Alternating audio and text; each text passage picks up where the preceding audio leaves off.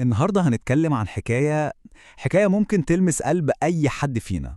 قصة عن الصبر لما بيوصل لآخره، وعن الظلم لما بيفتكر إنه خلاص انتصر، وفي الآخر عن جبر الخواطر اللي بيجي من عند ربنا في الوقت المناسب بالظبط. دي حكاية الست اللي صبرت.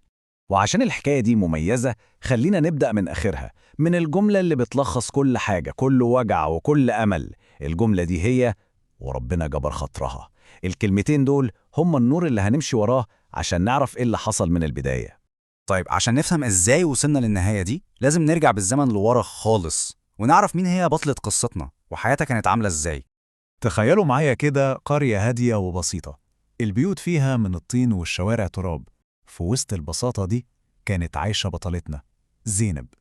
زينب ما كانش عندها حاجة من اللي الدنيا بتجري وراها، لكن كان عندها كنز: قلبها الأبيض الصافي.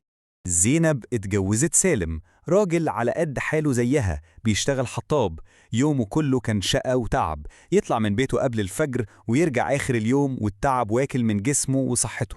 في الأول زينب كانت بتبص لتعب جوزها ده على إنه علامة رجولة ومسؤولية. كانت بتقول لنفسها الجملة دي وهي مصدقاها من كل قلبها، إن تعبها جنبه أحسن 1000 مرة من راحتها وهي لوحدها. لكن زي ما بيحصل في حكايات كتير، الهدوء والبساطة دي ما بيدوموش. وهنا القصة بتبدأ تاخد سكة تانية خالص، سكة صعبة ومؤلمة قوي. الشقى المستمر بدل ما يخلي قلب سالم حنين على أهل بيته، لا، ده طفاه. التعب ده واحدة واحدة اتحول لقسوة وعصبية. صوته بقى يعلى وقلبه قفل على أي كلمة طيبة. ودي كانت مجرد عينة بسيطة من الكلام اللي بتسمعه كل يوم. أي حاجة صغيرة أو حتى من غير أي سبب كانت كفيلة إنها تخليه يطلع فيها كل غضبه وهمه. كلام زي السم بيجرح الروح قبل الجسم. طب وزينب كان رد فعلها إيه؟ السكوت. بس سكوتها ده ما كانش ضعف، كان وراه بصيص أمل صغير، أمل إن صبرها ده ممكن في يوم من الأيام يرجع سالم بتاع زمان. والحاجة اللي توجع القلب بجد إن وش زينب ظهرت عليه تجاعيد الزمن بدري قوي، مش من السنين اللي بتعدي، لأ، دي كانت تجاعيد القهر والزعل اللي كانت عايشة فيه كل يوم. وهنا القصة بتوصل لأصعب لحظة، اللحظة اللي الظلم فيها بيوصل لآخره والصبر بيخلص تماما، والسكوت بيتحول لصوت تاني خالص، صوت الدعاء. في يوم سالم انفجر في وشها، بس المرة دي مش عشان الأكل، لا، ده اتهمها في أمانتها.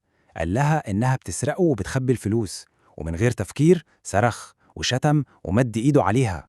في اللحظة دي كل حاجة جوه زينب اتكسرت، مش من الضربة نفسها قد ما هو من الإهانة والظلم.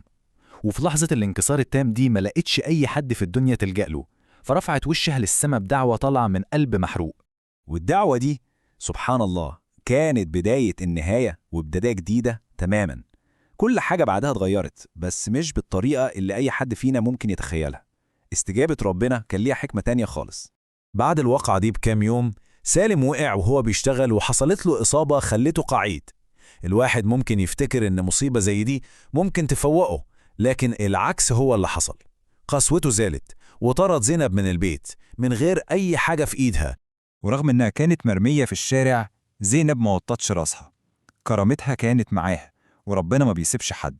فتح لها باب رزق جديد، وبدأت تشتغل وتخدم ست كبيرة وحيدة محتاجة الونس والكلمة الطيبة. زينب خدمت الست دي بكل أمانة وحب، مش كمجرد شغلانة، لا، كأنها بترعى أمها. والست لقت في زينب الحنية اللي كانت بتدور عليها، وقبل ما تموت قالت لها جملة فيها خلاصة كل حاجة: انتي كنتي العوض. والمفاجأة الكبيرة جت بعد وفاة الست. زينب اكتشفت إنها كتبت لها كل ورثها. الست اللي اتطردت من بيتها ربنا عوضها ببيت ورزق وراحة بال أكبر من أي حلم كانت ممكن تحلمه. طيب إيه اللي حصل في الآخر لكل واحد فيهم؟ إزاي ربنا رسم نهاية مختلفة تماماً لكل شخصية؟ النهاية كانت عكس بعض بالظبط.